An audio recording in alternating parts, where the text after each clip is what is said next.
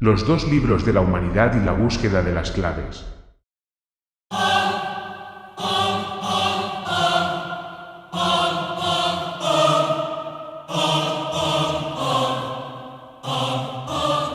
El Señor es mi pastor, nada me faltará. En prados de tiernos pastos me hace descansar. Junto a aguas tranquilas me conduce. Confortará mi alma y me guiará por sendas de justicia por amor de su nombre. Aunque ande en valle de sombra de muerte, no temeré mal alguno, no temo. Te mostraré el miedo en un puñado de polvo. ¿Cuáles son las raíces que se aferran? ¿Qué ramas crecen de esta basura pétrea? Hijo del hombre. No puedes decirlo ni adivinarlo, pues solo conoces un montón de imágenes rotas, donde el sol late y el árbol muerto no da cobijo, el grillo no da alivio y la piedra seca no da sonido al agua. Solo que hay una sombra bajo esta roca roja. Entra bajo la sombra de esta roca roja. Y te mostraré algo diferente ya sea tu sombra de la mañana caminando detrás de ti, tu sombra al atardecer saliendo a tu encuentro. Te mostraré el miedo en un puñado de polvo. No temeré mal alguno, porque tú estarás conmigo. Tu vara y tu cayado me infundirán aliento.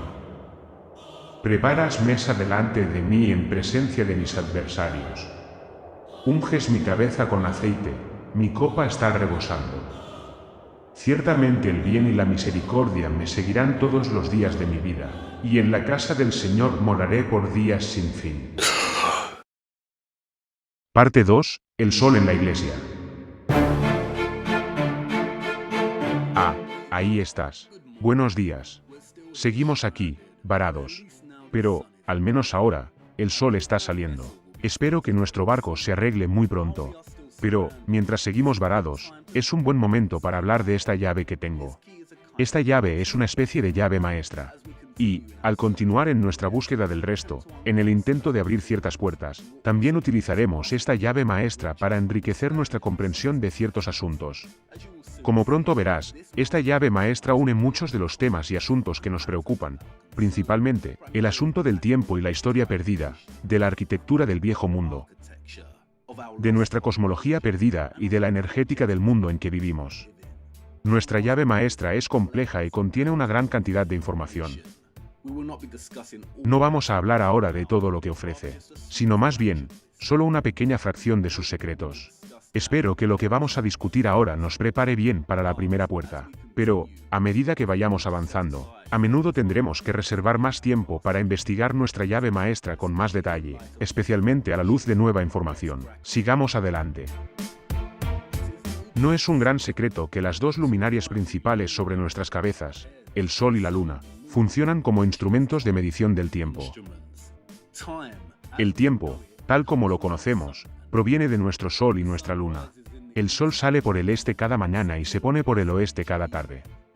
Desde su salida en el este en la mañana anterior, tarda 24 horas en volver a salir en el este a la mañana siguiente. Todo el mundo sabe que un minuto entero son 60 segundos. Y que 60 minutos hacen una hora. Y que, al cabo de 24 horas, cada día termina y empieza otro. Y esto está representado por nuestros relojes. Mirando un reloj, es casi posible afirmar cuándo empezó realmente el tiempo. Podría haber empezado a cualquier hora. Las agujas del reloj siguen funcionando de forma cíclica, día tras día, año tras año. Y todos sabemos que hay 12 meses en un año. Y que, cada 3 meses, cada cuarto de año, la Tierra pasa de una estación a otra. La vida en la Tierra comienza y se renueva en primavera. Las plantas de la Tierra captan perfectamente nuestras estaciones. Crecen en primavera, florecen en verano, empiezan a marchitarse en otoño, y al llegar el invierno, los árboles son estériles. Pero, al entrar de nuevo en la primavera, en un nuevo año, las plantas empiezan a crecer de nuevo. Al igual que las agujas de un reloj, la vida continúa.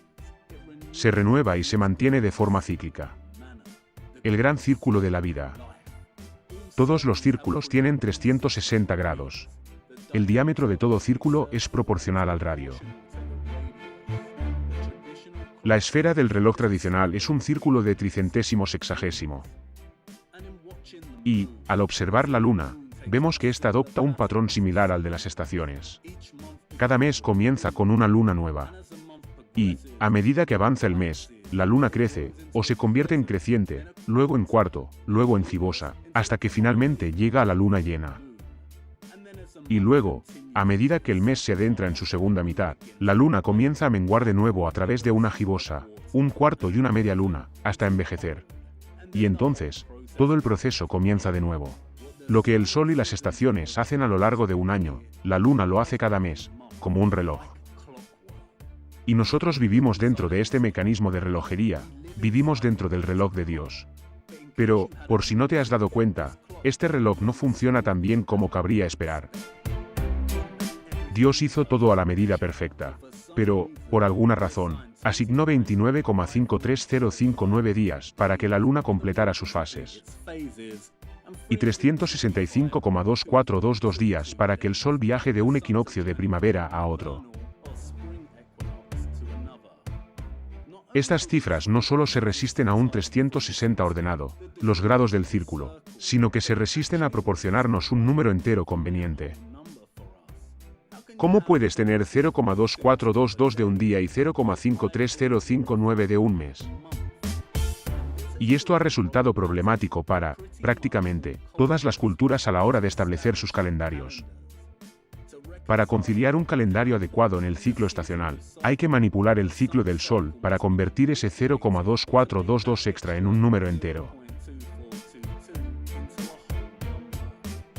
Añadiendo un día cada 4 años casi lo consigues.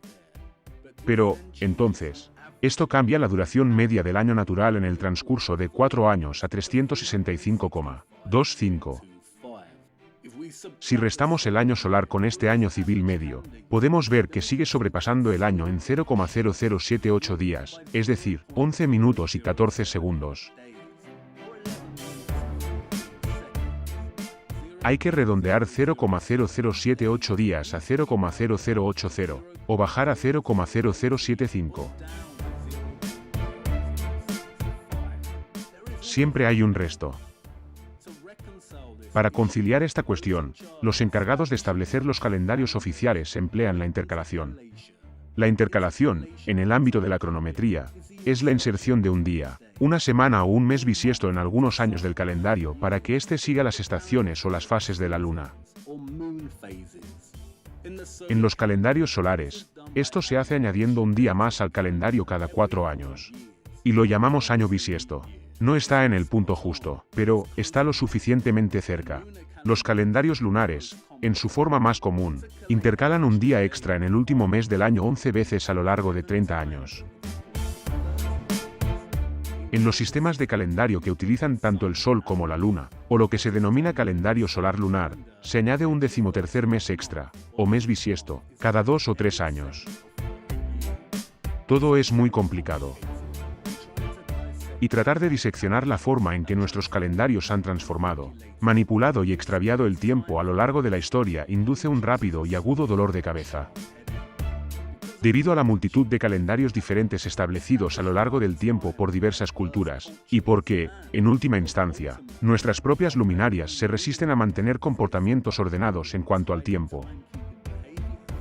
Rastrear el tiempo a través del calendario es una tarea casi imposible.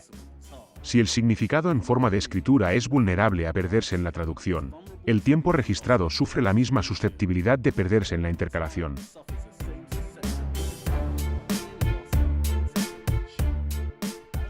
¿Cómo saber cuánto tiempo ha pasado realmente si el Sol y la Luna, que inspiraron el acto mismo de medir el tiempo en primer lugar, no llevan ellos mismos un tiempo ordenado? Y esto es lo que preocupa ahora. ¿Por qué nuestras luminarias, principalmente nuestro Sol, no se comportan como nos gustaría que lo hicieran con respecto al tiempo? Al final del volumen 1. La Luna surgió como un personaje improbable pero central en nuestra historia. Pero, ahora es el momento de pasar a otro personaje central, el del Sol, cuya importancia es, en muchos sentidos, aún mayor. El Sol es nuestra llave maestra. En 1999, J.L. Hilbrand, profesor de Historia de la Física y la Astronomía en la Universidad de California, publicó un libro muy interesante, titulado El Sol en la Iglesia. Su principal argumento, o punto de exploración, está en diseccionar la noción de que la Iglesia Católica Romana dio más apoyo financiero y social al estudio de la astronomía durante más de 6 siglos, desde la recuperación del aprendizaje antiguo durante la Baja Edad Media, hasta la Ilustración, que cualquier otra institución, y probablemente todas las demás. Para los destacados terrícolas planos, esta afirmación no será ninguna sorpresa. Muchos han documentado hasta qué punto la Iglesia y los jesuitas se involucraron en la financiación y la configuración de la mentira heliocéntrica que ha llegado a tener un firme control sobre la mayoría de nosotros, desde el principio de nuestras vidas. Llamar al libro de Hilbrand una lectura fascinante sería una mentira. Es un dolor de cabeza como algunos de los temas que trata, principalmente, el de las matemáticas de salto mortal, que los astrónomos financiados por los jesuitas formularon al tratar de justificar la llamada ciencia detrás del modelo heliocéntrico y las múltiples comisiones de la Iglesia, al tratar de alinear la Pascua con el equinoccio vernal, o de primavera. En el libro de Hilbrand, se nos ofrece una visión del mundo competitivo de los astrónomos, que intentaban complacer a la Iglesia y mantener su financiación. Las tensiones que vemos surgir entre los astrónomos y la Iglesia es la de promover el heliocentrismo, que se oponía directamente al deseo de la Iglesia de mantener todo el modelo del universo como geocéntrico. Como sabes, el modelo heliocéntrico sitúa al Sol en el centro del sistema solar. Y todos los planetas giran y orbitan a su alrededor. En el modelo geocéntrico, la Tierra está en el centro de todo el sistema y es inmóvil, mientras que el Sol y los planetas giran y orbitan alrededor de la Tierra. Y el modelo geocéntrico se ajusta mejor a la Biblia. Las tensiones entre el impulso de los astrónomos por el heliocentrismo y el deseo de la Iglesia de mantener la Tierra en el centro de todo es una narración histórica cuidadosamente orquestada, y como es habitual, no orgánica ni inocente. Al igual que la política actual, el modelo heliocéntrico de izquierdas y el modelo geocéntrico de derechas son, en esencia, solo dos alas del mismo pájaro. Y ese pájaro es esférico. Aunque, en apariencia, la Iglesia parecía querer mantener a raya el heliocentrismo por miedo a promover un modelo que se opone directamente a lo que la Biblia afirma específicamente, que el Sol y la Luna se mueven por encima de nosotros y que nosotros somos inmóviles. Lo que realmente estaban haciendo era orquestar un cara a cara entre dos escuelas de pensamiento. El geocentrismo frente al heliocentrismo. Pero, en ambas escuelas, nuestro reino es una masa esférica increíble y poco científica. No se trataba de un plano que se enfrentaba a una esfera. Se trataba de una esfera en el centro que se enfrentaba a una esfera que volaba alrededor de un sol gigantesco. Por desgracia, la narrativa del geocentrismo frente al heliocentrismo es el viejo y conocido libro de jugadas de la financiación de ambas partes. Pero, la guerra ya estaba ganada antes de que empezaran su pantomima. La Tierra fue declarada una esfera. Ahora solo faltaba que los científicos y matemáticos declararan que sus descubrimientos funcionaban mejor cuando el Sol estaba en el centro de todo. Misión cumplida. Pobre geocentrismo. Se utilizó y se abusó de él a propósito para introducir el heliocentrismo. Ya sé lo que estás pensando. Genial. Este tipo nos ha dado una aburrida lección de historia sobre los viejos y polvorientos jesuitas, que probablemente ni siquiera existieron de la manera que se nos cuenta. Pero, mantén la concentración. Lo que sigue es muy importante y no podemos progresar sin comprenderlo. Al final valdrá la pena. Lo que resulta absolutamente fascinante del libro de Hilbrand es que demuestra que, en contra de la astropolítica de la época, la Iglesia había invitado realmente al Sol a sus brazos mucho antes de que el heliocentrismo fuera declarado vencedor. De una manera que recuerda la fusión del Imperio Romano del culto pagano al Sol con la doctrina cristiana, los jesuitas permitieron y financiaron a un puñado de astrónomos para que instalaran instrumentos para vigilar el comportamiento del Sol, justo dentro de algunas de las mayores catedrales jamás construidas. Estos instrumentos se llaman meridianas. Son un tipo de heliómetro infernal, un instrumento para medir el comportamiento del Sol. Una meridiana es una línea meridiana que va de sur a norte en un gran espacio oscuro, o edificio, con un agujero en el techo. Se construye principalmente para observar la posición de la imagen del Sol del mediodía. Las meridianas son un tipo de gnomon estenopeico. En esencia, un gnomon es un instrumento sencillo, generalmente, un palo en el suelo, que permite al observador seguir la dirección y la posición de las sombras proyectadas por la posición del Sol, del cielo. Así es como funcionan los relojes de sol. Y, al observar las sombras del reloj de sol, el observador puede averiguar qué hora es. En lugar de una sombra, la meridiana estenopeica proyecta una mancha solar, o imagen del Sol, a través de su agujero. Esta mancha solar caerá en algún lugar de la línea del meridiano. Y la mancha solar subirá por el meridiano hasta que el Sol exterior alcance el punto más alto del cielo. Cuando el Sol alcanza su punto más alto en el cielo, es lo que llamamos su cenit. Y, cuando el Sol está en su cenit, es oficialmente el mediodía solar. A medida que el año avanza a través de las estaciones, la altura del cenit del Sol en el mediodía solar cambiará, y también la posición de la mancha solar en la meridiana. Ten en cuenta que utilizo el término cenit para describir el punto más alto del Sol en el cielo en un día determinado. No lo utilizo en el sentido astronómico estricto de que el Sol está a 90 sobre nuestra cabeza. Lo conseguiremos mucho más tarde.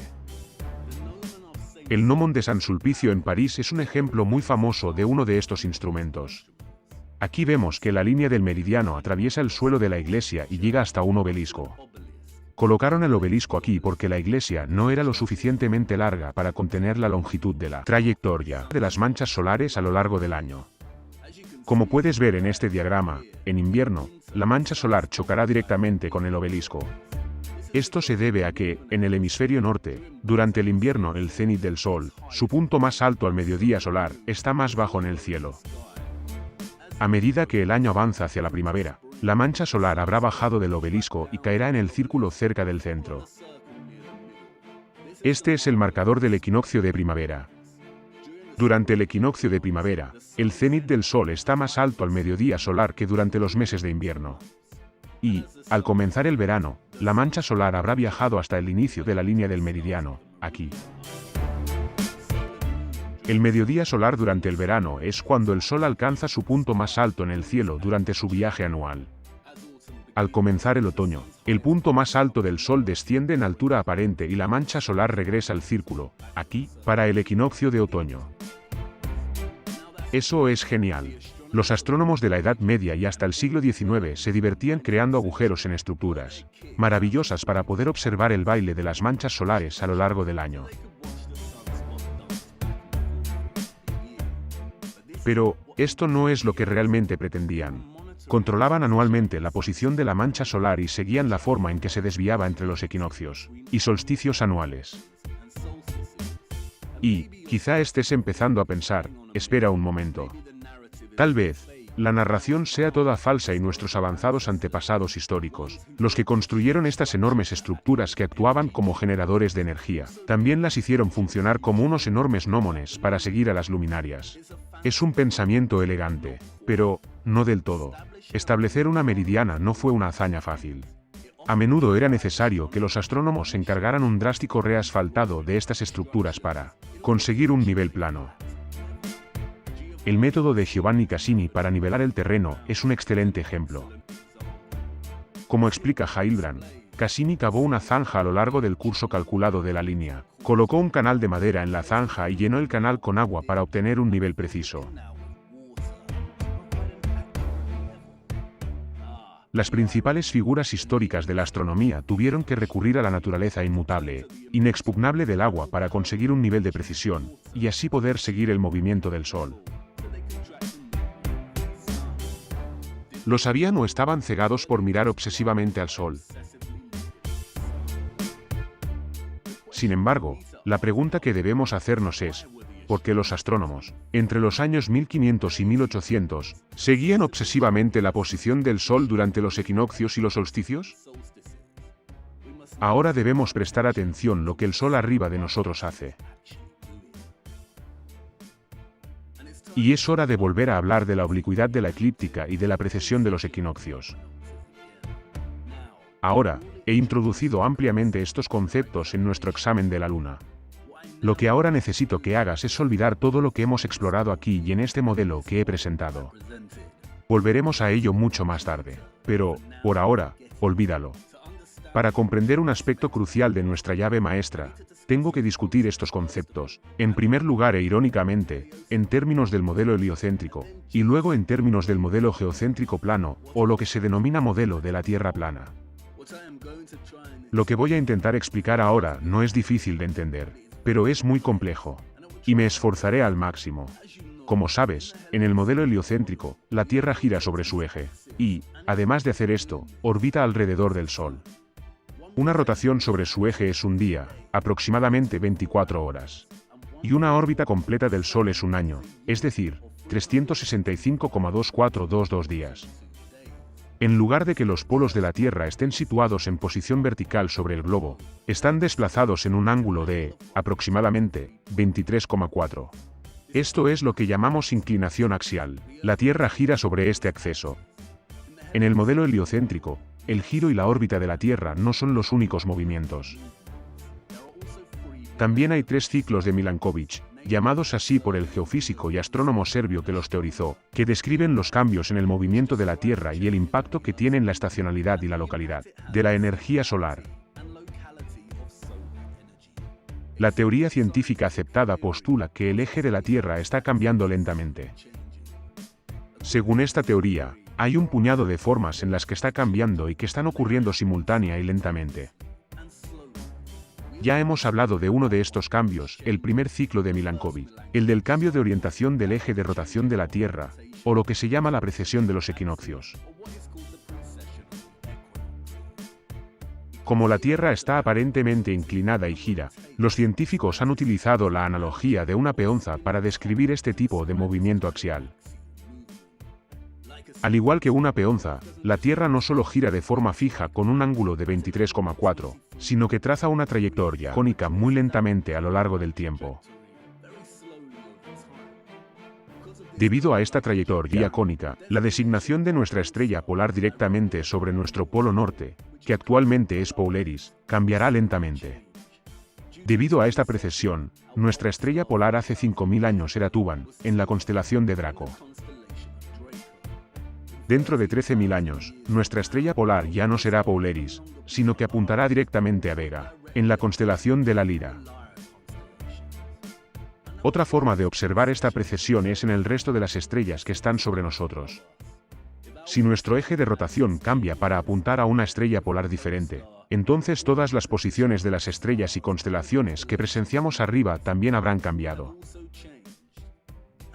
Y, como ya hemos comentado, una de las principales demostraciones de que los astros se alejan de sus posiciones fijas es la precesión de los equinoccios.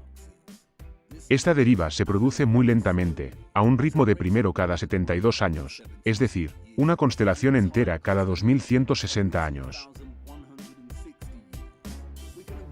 Podemos observar esto siguiendo la posición del Sol en el equinoccio, en relación con las estrellas fijas de más allá.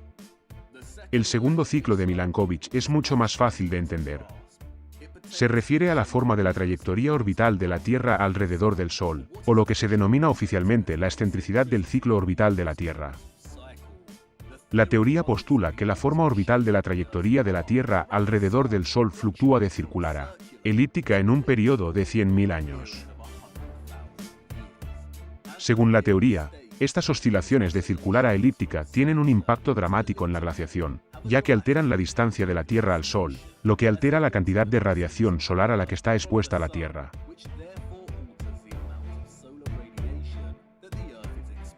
Se nos dice, la excentricidad se ve afectada por la atracción gravitatoria de los demás planetas, y actualmente se encuentra cerca de su mínimo elíptico, o más circular, y sigue disminuyendo.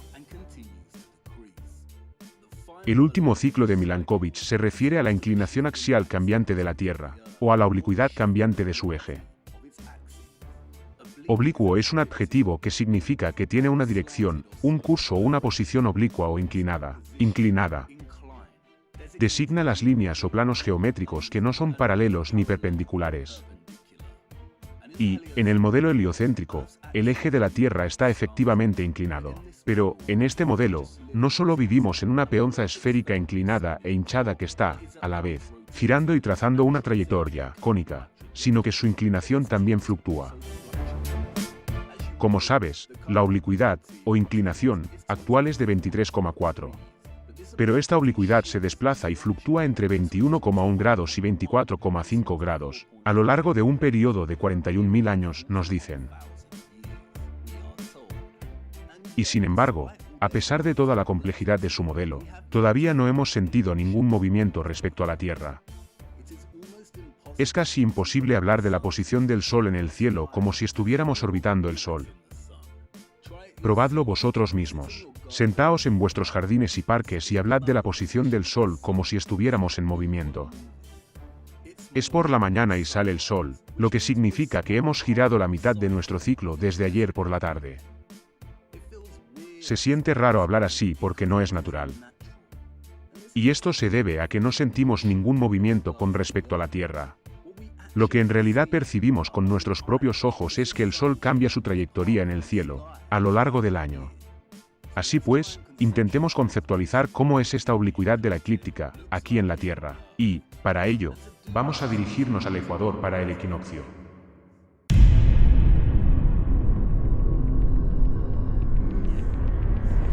El Sol no ha salido, todavía. Así pues, ampliemos nuestro punto de vista en previsión. Lo que vemos aquí, al contemplar este punto de vista ampliado, es lo que se denomina la esfera celeste. Es un concepto abstracto y, en el modelo de la Tierra esférica, rodea a una bola que gira. Ahora bien, podemos dividir la pantalla celeste por la mitad y esto es lo que se conoce como el ecuador celeste y, al igual que el ecuador geográfico, divide por igual el norte y el sur de nuestro llamado planeta. El ecuador celeste divide el cielo. Estamos en el ecuador geográfico a 0 grados de latitud. Así, divide nuestra pantalla de cielo, aquí, por igual. Aquí viene el Sol. Observa atentamente.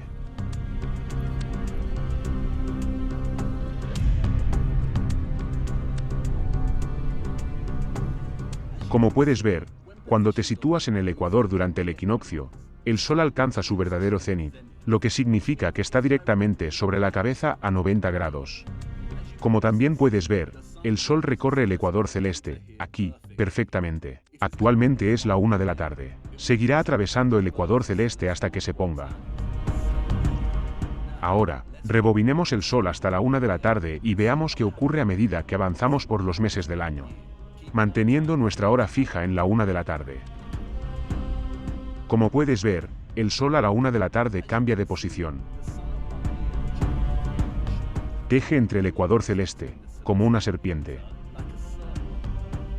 Como puedes ver, el ecuador celeste permanece fijo, aquí, pero hay otra línea que lleva el Sol. Esta línea se llama eclíptica. Y, como también puedes ver, la eclíptica tiene limitaciones hacia el norte y hacia el sur.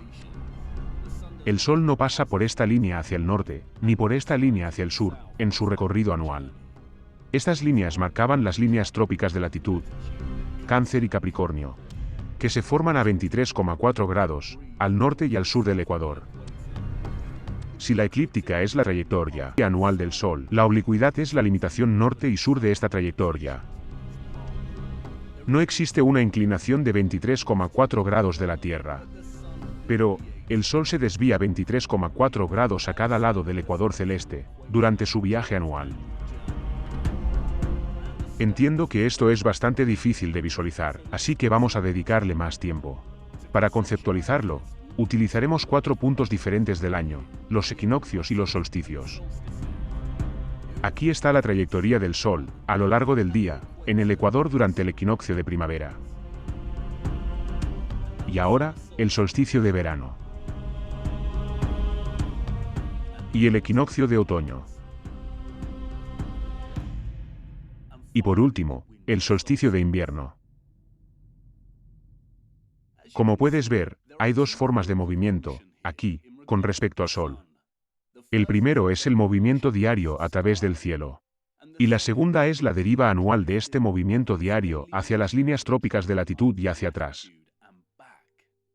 La deriva anual del Sol hacia las líneas tropicales es la oblicuidad de su trayectoria. Trasladémonos ahora a 50 grados de latitud en el hemisferio norte y veamos cómo se ve desde esta ubicación.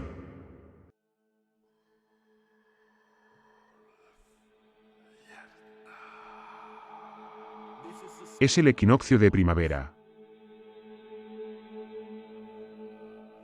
Y ahora, el solsticio de verano.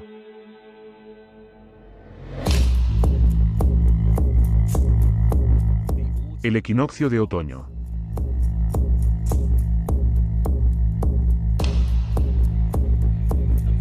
Y por último, de nuevo el solsticio de invierno. Aunque parezca que la altura del Sol cambia a lo largo del año, se trata, en última instancia, de una ilusión óptica. Por ejemplo, durante los solsticios a 50 grados de latitud norte, parece que el Sol está más alto en verano y más bajo en invierno. Pero, si cambiamos nuestra perspectiva para mirar hacia el suroeste, y combinamos las dos imágenes, puedes ver, el Sol no aumenta ni disminuye su altura durante su viaje anual. Pero si cambia su ubicación respecto al ecuador celeste.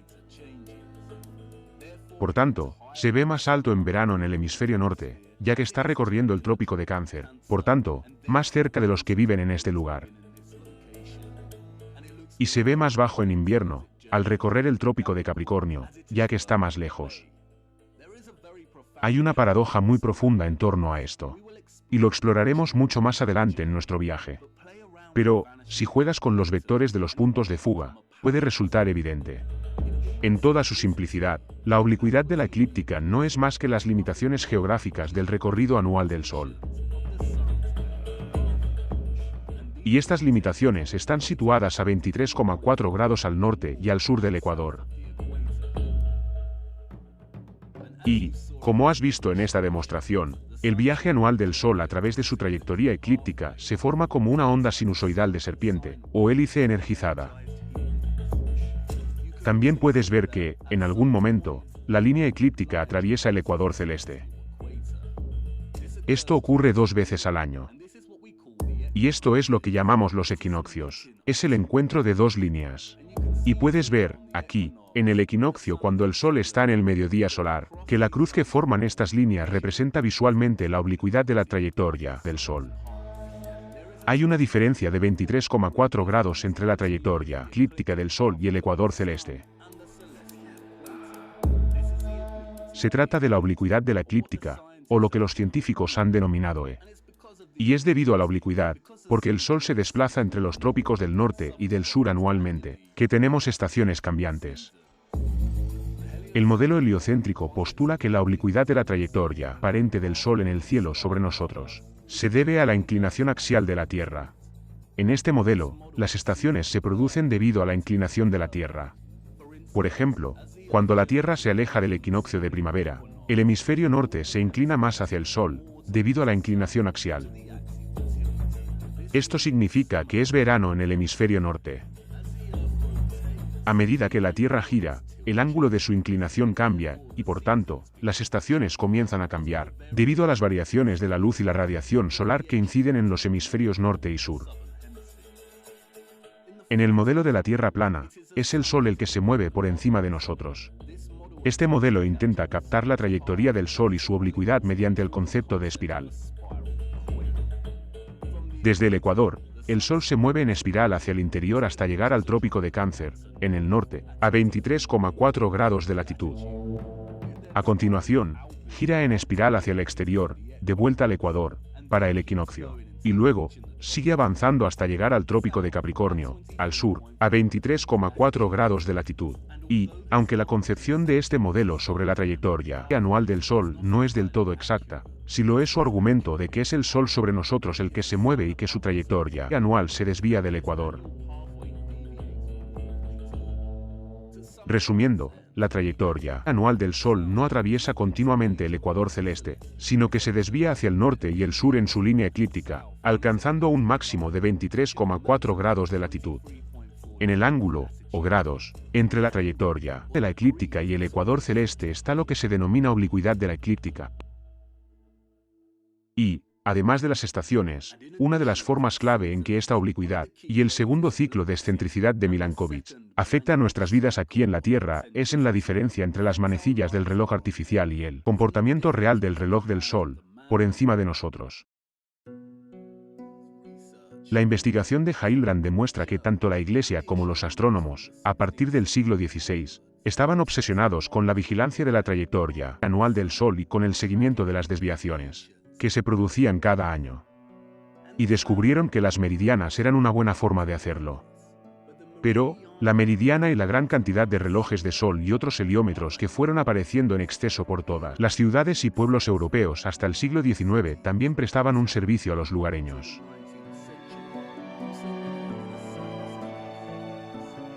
Pudieron reunirse en torno a un reloj de sol alrededor del mediodía local para reajustar sus relojes. Los lugareños podían observar la sombra del reloj de sol cuando se acercaba el mediodía y dar cuerda a sus relojes para asegurarse de que funcionaban con la hora exacta. Pero, había un problema, porque, como ves, antes de que se establecieran los usos horarios y la hora estandarizada, los mediodías se producían a distintas horas dentro del mismo país, e incluso dentro de la misma ciudad. Además de depender de los relojes de sol de las ciudades, los lugareños también confiaban en las campanas de las iglesias para que tocaran en el momento adecuado para saber la hora y dar cuerda a sus relojes. Pero, para los que vivían en una ciudad como Roma, según Hildebrand, todas las iglesias de la ciudad podían tardar 20 minutos o más en dar la misma hora. La asincronía en el sonido de las horas entre los relojes de las iglesias en toda Europa fue notoria. Y dependía del individuo asegurarse de que seguía funcionando con el tiempo real. Como predicaba un manual de enseñanza de los jesuitas de la época, los relojes casi nunca se ponen de acuerdo, debes superar este defecto con tu diligencia. Y esta disparidad entre el reloj hecho por el hombre y el reloj real del Sol sobre nosotros se presenta debido a la oblicuidad de la eclíptica y a la excentricidad del Sol. La razón es que nuestros relojes hacen que los intervalos entre cada día sucesivo sean iguales a 24 horas. Si es el mediodía de un martes, puedes garantizar que, dentro de 24 horas, tu reloj de pulsera te dirá que es el mediodía del miércoles. Nuestros relojes son regulares y normalizados. Si miras tu reloj de pulsera y ves que son las 9 de la noche de un viernes, puedes estar seguro de que, 24 horas después, las manecillas marcarán las 9 de la noche del sábado. Pero, el Sol sobre nosotros no actúa de esta manera regular y estandarizada. Por ejemplo, el mediodía solar del 7 de abril se produjo a las 12:56 horas. Pero, un mes después, el 7 de mayo, ocurrió 4 minutos antes, a las 12:52 horas. Si el Sol solo recorriera el ecuador celeste, como lo hacen los equinoccios, entonces el Sol y el reloj se alinearían y el mediodía solar ocurriría todos los días a la misma hora. Pero, debido a su oblicuidad, empieza a desincronizarse lentamente con el reloj artificial en su recorrido anual. Y, como pronto descubrieron los lugareños, la cantidad de discrepancia entre sus relojes y la hora real que indican las sombras proyectadas por el Sol en lo alto cambia de día en día. El fallo no estaba solo en el reloj. Por muy preciso que sea su movimiento, un reloj hecho para dar las mismas horas durante todo el año debe estar en desacuerdo con el Sol la mayor parte del tiempo. Y eso estaba bien, ya que los lugareños se aseguraban de mantener sus relojes alineados con el Sol. Pero entonces, surgió otro problema. A medida que los lugareños se iban aficionando a reunirse en torno a los relojes de sol de la ciudad y a asegurarse de que la hora de su reloj y la del Sol se alineaban, se daban cuenta de que, durante los dos periodos del año, las sombras del reloj de Sol se movían más rápido y más lento que las manecillas de sus relojes. Este es el efecto del segundo ciclo de Milankovitch, la excentricidad del Sol. Debido a que la trayectoria anual del Sol entre sus límites trópicos no es un círculo verdadero, sino que es ligeramente elíptica, el Sol se mueve un máximo de 14 minutos más lento en febrero que un reloj artificial, y se mueve un máximo de 16 minutos más rápido que el reloj durante noviembre. Recuerda que el día 7 de abril, el mediodía solar se produjo a las 12:56 p.m.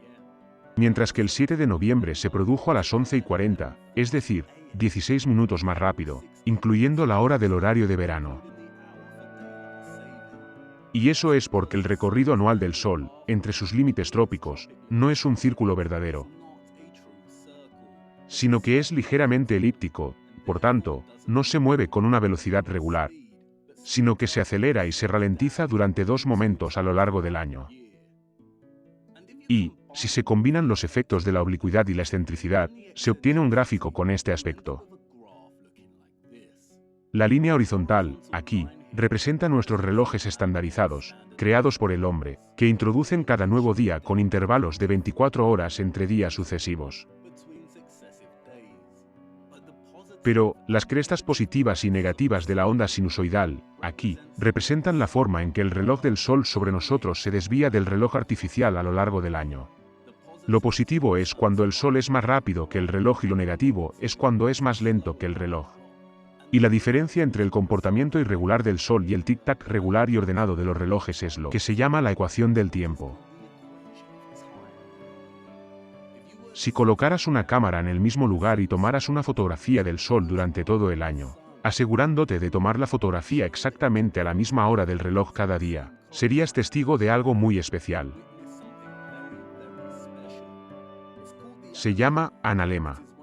Es uno de los fenómenos más magníficos y alucinantes relacionados con las luminarias.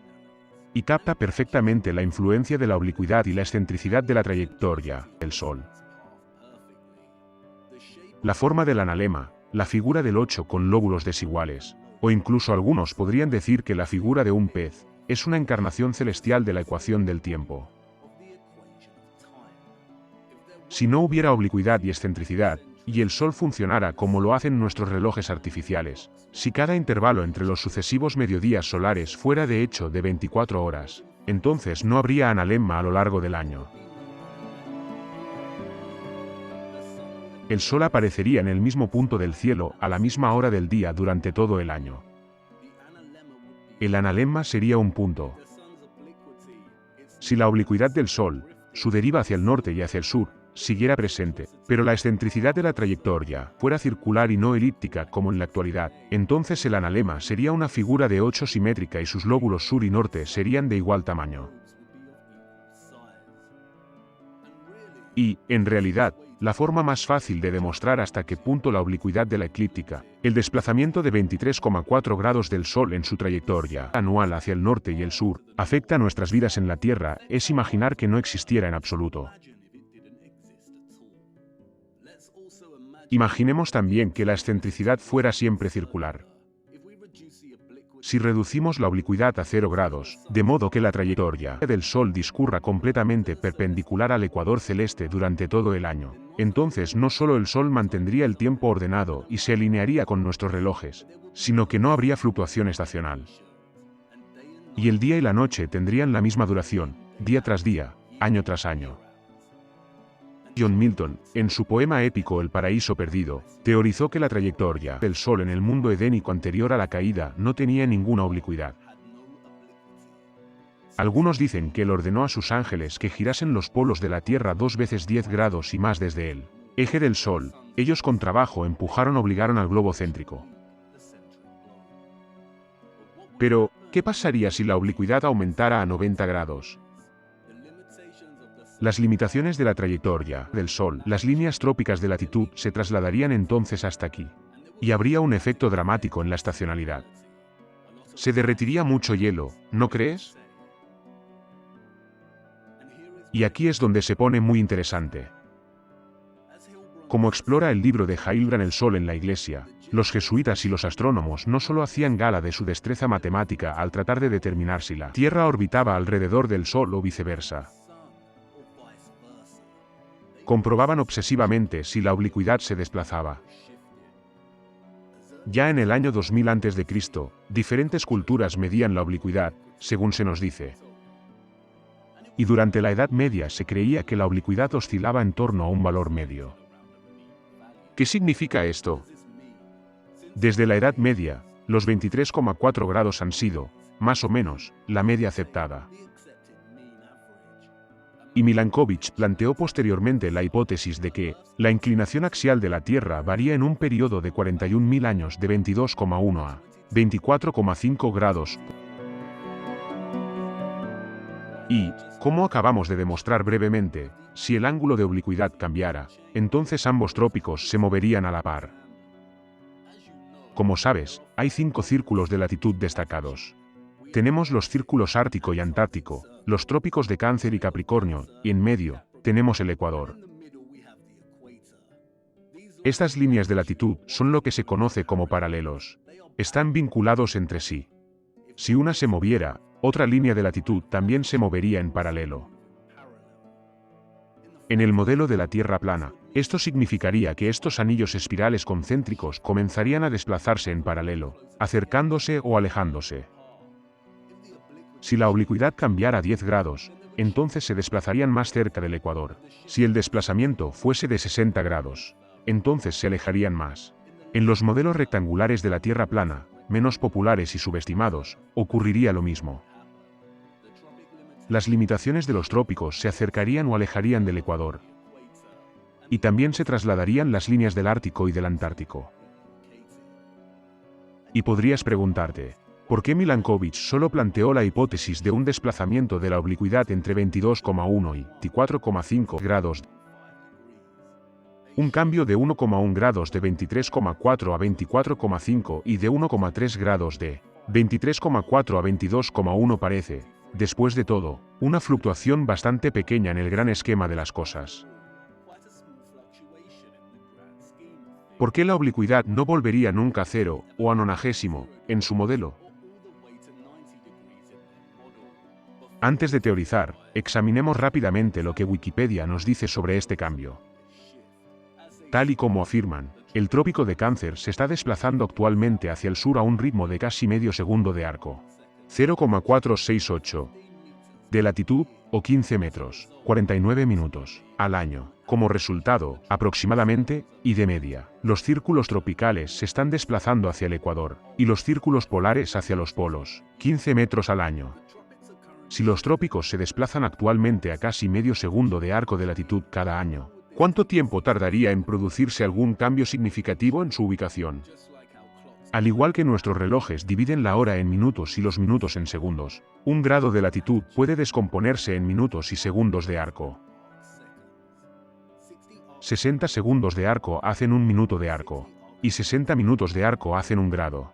Igual que hay 3600 segundos por hora, también hay 3600 segundos de arco en un grado. Si el ritmo actual de desplazamiento de la oblicuidad es de un segundo de arco cada 2 años, podemos multiplicar 2x 3600, y obtenemos una estimación aproximada y redondeada de que la oblicuidad tardará 7200 años en desplazarse un grado entero. Vaya, eso es mucho tiempo. Es 100 veces más lento que la precesión de los equinoccios, en la que las estrellas fijas se desvían de sus posiciones fijas un grado cada 72 años. Esta tasa de medio arco segundo también es coherente con el análisis de Hildebrand de los datos recogidos por los astrónomos entre 1700 y 1800. Y, si Milankovitch está en lo cierto, al cabo de 7200 años la oblicuidad habrá pasado de 23,4 a 22,4, y seguirá disminuyendo durante unos cuantos siglos más antes de girar y comenzar a desplazarse hacia el otro lado. Y, ahora, sé lo que quieres decir. Son unos mentirosos. ¿Cómo sabemos que la oblicuidad fluctúa entre 22,1 grados y 24,5 grados? Podría seguir disminuyendo más allá de 22,1 grados. Y también han mentido sobre nuestra historia. Entonces, ¿cómo podemos confiar en los supuestos registros de datos relativos a este cambio? La oblicuidad podría haber hecho cualquier cosa en el pasado. Y estoy de acuerdo, son unos tremendos mentirosos. El problema con las luminarias, el reloj del cielo sobre nosotros, es que las derivas y los desplazamientos se producen muy lentamente. Y solo vivimos una media de vida de unos 70 años. Los movimientos por encima de nosotros podían acelerar, ralentizar, cambiar de rumbo, detenerse por completo. Y no lo sabríamos, sobre todo si los datos históricos son fraudulentos. Como afirma Hildebrand en su introducción, y en su cita 66, Entre los antiguos significados de matematizar, era hechizar. Habrá momentos en los que nos dejaremos llevar por la imaginación. Pero, antes de eso, permíteme presentarte la obra de George Dadwell. En 1934, el astrónomo australiano George Dadwell centró su atención en la oblicuidad de la eclíptica. Su investigación abarcó muchos años y no se publicó en vida. En su estudio de varios observatorios astronómicos y solares antiguos y de los datos que los antiguos recogieron sobre el cambio de oblicuidad, Dadwell descubrió que los datos históricos, que databan de más del 2000 a.C., se desviaban del ritmo medio contemporáneo de medio segundo de arco cada año de forma bastante significativa. Dadwell recopiló todas las mediciones históricas del desplazamiento de la oblicuidad, las examinó y las presentó en este gráfico, titulado La curva de la oblicuidad. Lo primero que resulta fascinante del gráfico y las conclusiones de Dadwell es que demuestra que la oblicuidad era de 25,1 grados en el año 2000 a.C., lo que ya supera el umbral de Milankovitch de 24,5 grados. Dadwell también demostró que, a medida que la oblicuidad disminuía a lo largo de los siglos hacia los 23,4 actuales, formaba un patrón muy reconocible. Este patrón, según Dadwell, es una prueba de la curva de recuperación. ¿Qué significa esto? Pues bien, cuando la oblicuidad pasó de los 25,1 grados del año 2000 a.C. a los 23,4 grados actuales, sufrió un patrón de oscilación. Esto se representa aquí con esta onda sinusoidal. A medida que transcurrían los siglos, la oblicuidad disminuía ligeramente y luego volvía a aumentar. Oscilaría. Pero, y esto es crucial, si te fijas bien, puedes ver que cada onda sucesiva, aquí, disminuye de tamaño a medida que los siglos continúan. Estas fluctuaciones máximas y mínimas se repiten 3 veces. Pero, cada vez que disminuyen, este patrón, afirma Dadwell, es lo que se conoce como curva de recuperación. Y significa que, aunque la oblicuidad ha ido disminuyendo en grado desde más allá del 2000 a.C., sus fluctuaciones aquí muestran que en realidad se está asentando. Dadwell sostiene que esto demuestra un movimiento de recuperación desde una gran perturbación, aquí, hasta una lenta disminución fluctuante hasta alcanzar un equilibrio alrededor del siglo XIX, aquí. La investigación de Dadwell implica que, a diferencia de la teoría aceptada de Milankovitch, el cambio de oblicuidad podría ser en realidad un efecto de estabilización que se produce tras una perturbación mucho mayor. Dadwell llegó a la conclusión de que esta gran perturbación era la gran inundación. Y eso es muy interesante. Por un lado, tenemos a John Milton diciendo que, tras la caída del hombre, Dios pidió a sus ángeles que giraran el eje del Sol oblicuamente. Y tenemos a Dadwell en el otro, demostrando que los desplazamientos de la oblicuidad son en realidad un intento de recuperación tras la gran inundación.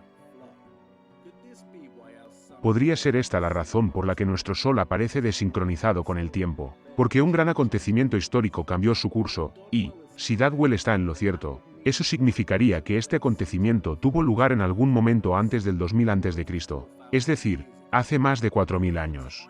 Pero, ¿y si nuestra línea de tiempo es incorrecta? ¿Y si han añadido 1000 años, aquí o allá?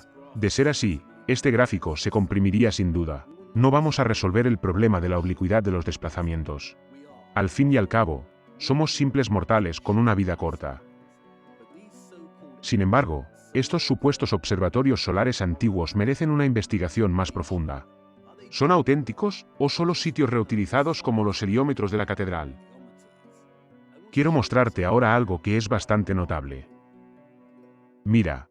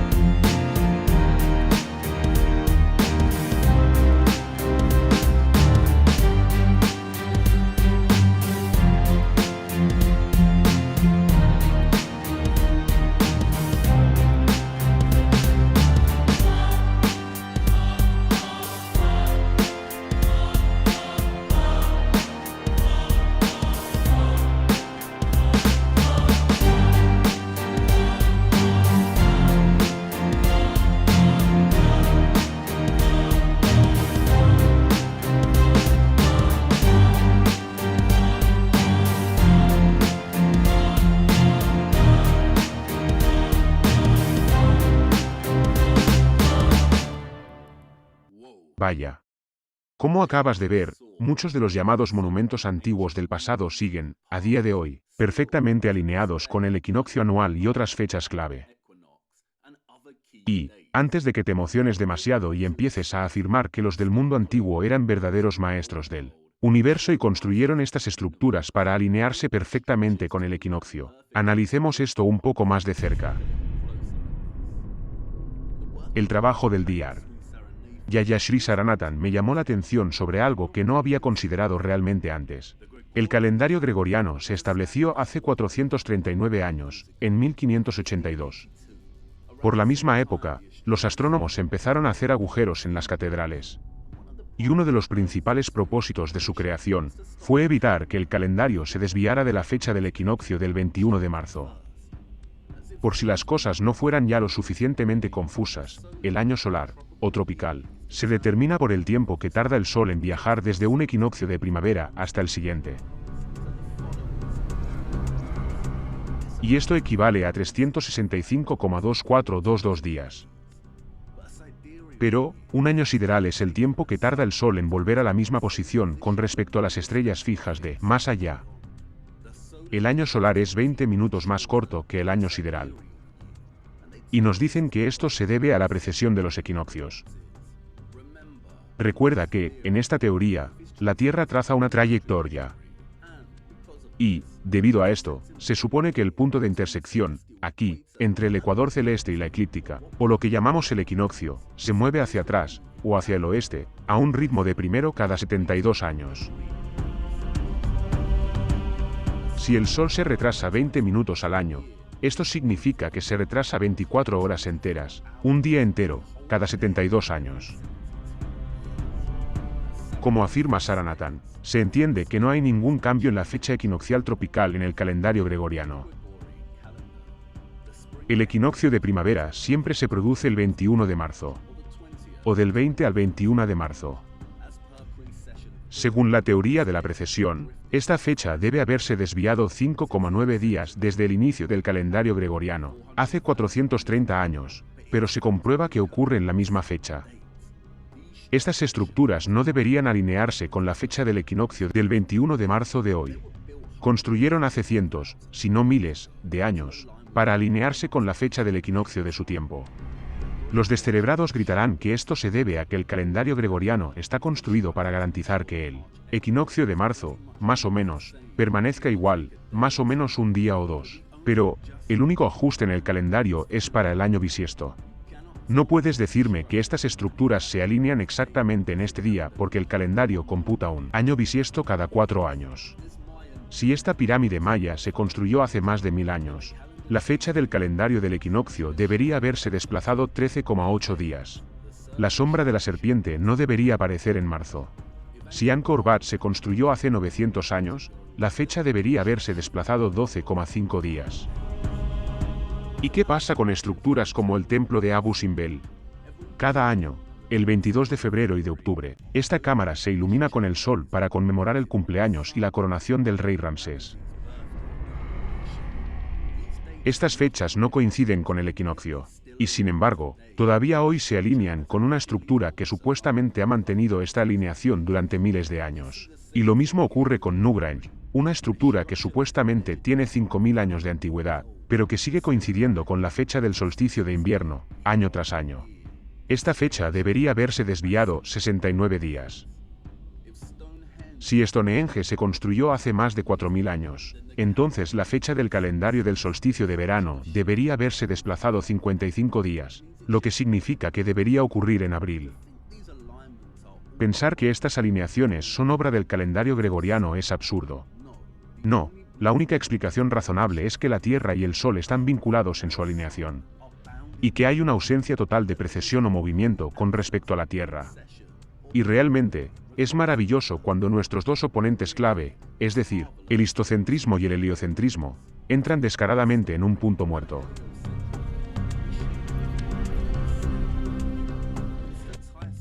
DeGrasse Tyson y Brian Cox quieren que creas que, no solo nuestro reino es una masa esférica, sino que orbita alrededor de un gigantesco Sol, que está inmóvil, a millones de kilómetros de distancia. Pero también quieren que creas que esta masa esférica está inclinada sobre su eje, tambaleándose y precesando. Mientras tanto, ninguno de nuestros sentidos percibe este movimiento. Y tanto las estructuras antiguas del pasado como el calendario gregoriano demuestran que no hay precesión axial. La prueba de que la Tierra y el Sol están vinculados en su alineación. Y es el Sol el que se mueve con respecto a las estrellas fijas de más allá. Luego, tienes a los pseudoarqueólogos y pseudohistoriadores, como John Major Jenkins y Graham Hancock, intentando hacer el control de daños. Si la Gran Pirámide y Angkor Wat tienen alineaciones astronómicas, entonces, según Hancock, esto significa que deben haber sido construidas hace más de 20.000 años, para alinearse con la precesión de la Tierra. John Major Jenkins declaró que algunas de las estructuras, y sus alineaciones astronómicas, significan que fueron construidas como relojes precesionales con sus alarmas puestas en el siglo XXI. Sí, claro, es una de las afirmaciones más ridículas que se han hecho. La Tierra no se mueve. Son las luminarias las que se mueven. Y ahí lo tenemos. ¿Mienten los astrónomos o mienten los historiadores? Están en un punto muerto. Pero, tenemos un jaque mate. Y aquí está el problema, hasta qué punto son auténticas estructuras como Stonehenge, la Gran Pirámide, Angkor Wat, el Templo de Abu Simbel. Al fin y al cabo, tenemos pruebas de que han movido y desordenado estructuras como Stonehenge y Abu Simbel. ¿Sabes cuándo fue supuestamente redescubierto Angkor Wat por Occidente? En 1860. ¿Por qué había que redescubrirlo? ¿Sabías que Angkor Wat fue perfectamente reproducido para las ferias mundiales coloniales de Marsella y París, a principios del siglo XX, solo 60 años después de su redescubrimiento?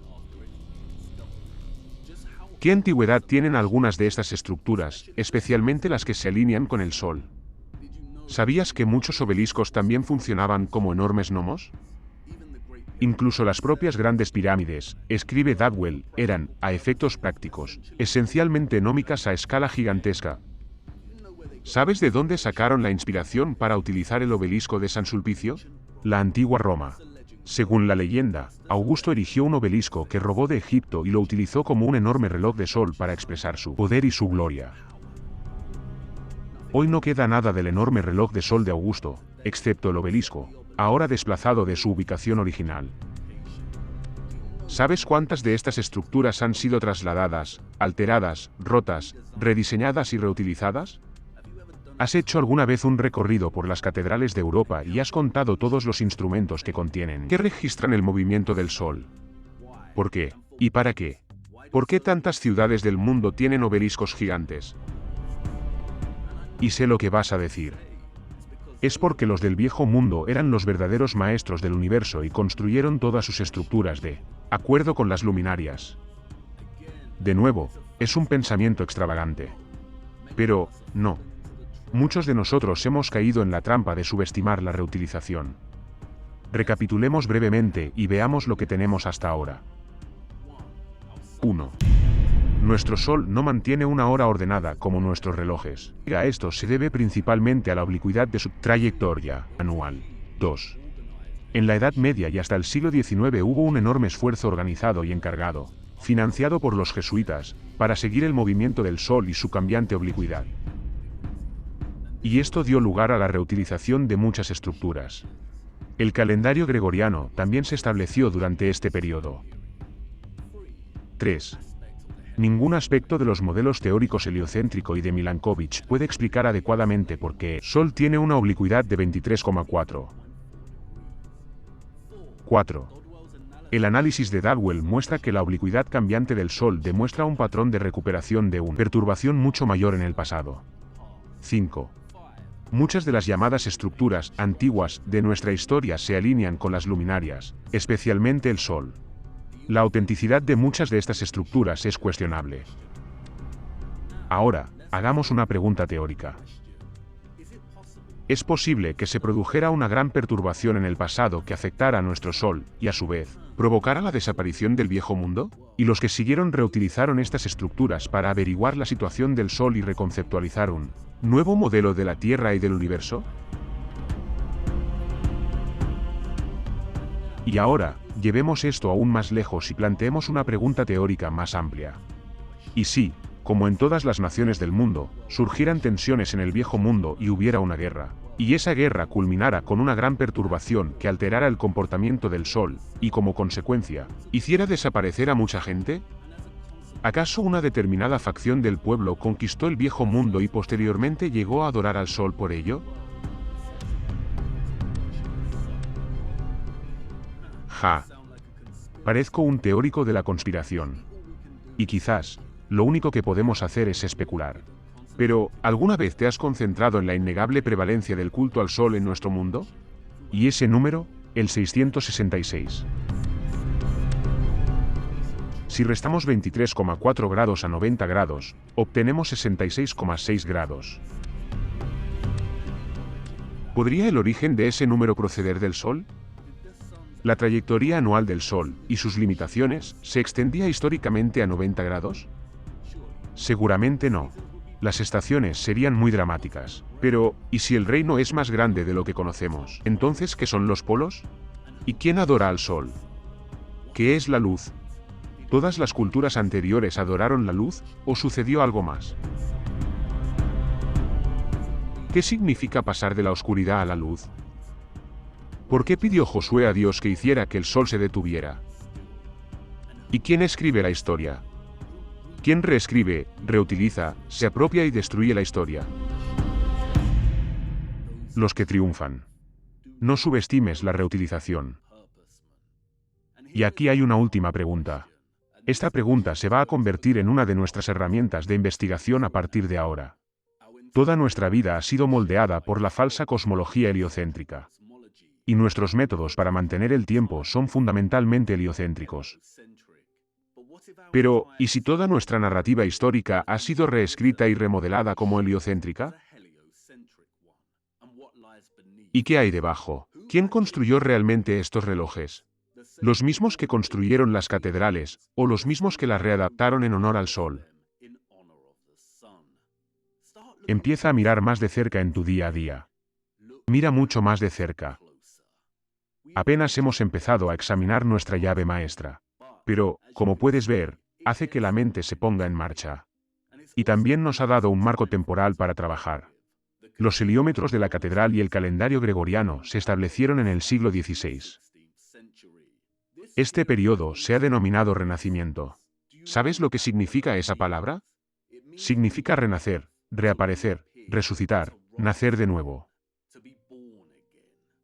¿Quién, o qué, resucitó?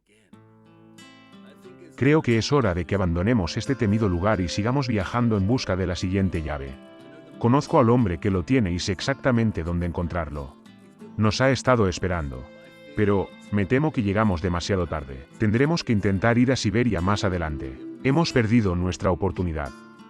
Tenemos que abrir esta puerta ahora, porque no podemos continuar a menos que empecemos a comprender la abrumadora complejidad de lo mucho que han cambiado a lo largo de los últimos 4 o 5 siglos. Muchos han subestimado, lamentablemente, lo enormemente que han cambiado nuestra historia y los monumentos y estructuras del pasado. Ok, continuemos. Espera, ¿qué? ¿Tienes una pregunta? Estas antiguas estructuras siguen alineándose con la fecha del equinoccio del 21 de marzo y esto demuestra que la Tierra y el Sol están vinculados en su alineación, ¿no? Sí, eso es correcto. Entonces, ¿cómo es posible que el polo magnético se mueva y se lleve al Sol con él como dices en este modelo? Ese es el espíritu, una excelente pregunta a la luz de la nueva información. Y el primer caso de una tendencia que definitivamente continuará a medida que avancemos. Te darás cuenta de que, cuando empecemos a abrir puertas, también abriremos muchas latas de gusanos. Pero, te has adelantado un poco. Aquí falta algo fundamental. Hay una cosa que no es nada y sin embargo tiene un nombre. ¿Has pensado alguna vez en la palabra mediodía? Es una de las palabras más bellas de la lengua inglesa. Es un palíndromo, se lee igual en ambos sentidos. Pero, ¿te has dado cuenta de que representa visualmente la trayectoria diaria del Sol? Las dos N parecen puertas, la del este y la del oeste, por las que llega y sale el Sol. Y las O, a la forma del Sol en su recorrido. Cuando nos pusimos en marcha hace tanto tiempo para preguntar qué pasaba en la Tierra, la brillante luz del despertar era como un amanecer que se dirigía a su cenit. Tal vez, Nuestro viaje se sienta incluso como una especie de iluminación. Pero, Ícaro voló demasiado cerca del Sol y fue arrojado hacia abajo. Y se trata de ese momento. Hacia allí nos dirigimos. Hemos culminado y se avecina un descenso constante hacia la oscuridad. Quedará claro lo que quiero decir con esto a medida que continuemos. Y, por favor, perdóname, he tenido que introducir la historia de esta manera para abrirte los ojos, y no podría haberlo hecho de otra manera. Hasta ahora, he presentado el consenso general sobre nuestra historia y cosmología ocultas. Pero, ahora estás despierto. Y, a medida que avancemos en nuestra búsqueda de las claves, mucho de lo que hemos cubierto tendrá que ser analizado de forma muy crítica. Y es mejor así. Es mejor desacreditarme a mí mismo que pisotear a los demás. Y, aunque no es el momento, tienes razón. Nuestra llave maestra nos allana el camino para mirar críticamente la trayectoria del Sol sobre nosotros. El Sol no se mueve de forma circular, como describe el modelo de la Tierra plana. Todas las cosmologías, ya sean esféricas, cóncavas, planas azimutales o planas de Mercator, fallan. Y la dinámica entre el modelo, el mapa y el Sol es el problema.